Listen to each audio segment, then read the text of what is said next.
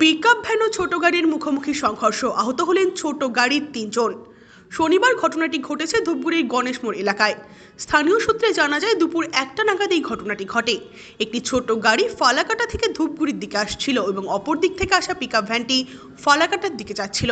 গণেশ মোড় এলাকায় দুটি গাড়ির মুখোমুখি সংঘর্ষ হয়। ঘটনায় আহত ৩ জনকে স্থানীয়রাই উদ্ধার করে প্রাথমিক চিকিৎসার জন্য ধূপগুড়ি মহকুমা হাসপাতালে নিয়ে যায়।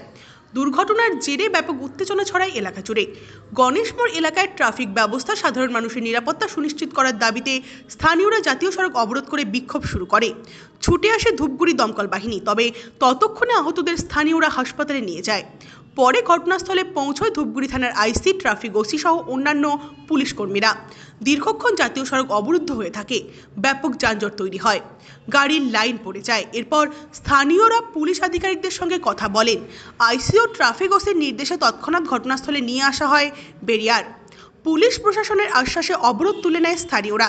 স্থানীয় বাসিন্দা অসীম পাল বলেন, রাস্তা ভালো হওয়ায় গাড়িগুলো ব্যাপক গতিতে চলাচল করে, যার ফলে আজই দুর্ঘটনা ঘটল। এখানে জনবহুল এলাকাতেই আমাদের দাবি বেরিয়ার দেওয়া হোক, যাতে গাড়িগুলোর গতি কমিয়ে চলাচল করে। কিসের সঙ্গে কিসের দুর্ঘটনা? এই একটা ছোট টাটা এসির সাথে অবজ্ঞার গাড়ি। কতজন আহত, কিভাবে হলো? 3 জন আহত। ওই টাটা এসিটা একটু পিকআপ বেশি ছিল, ওই গাড়িটা হালকাটা থেকে ধুবুরি যাচ্ছিল। প্রত্যক্ষদর্শী আমরা যারা ছিলাম দেখলাম, সেটা হচ্ছে ওই টাটা এসিটারই দোষ।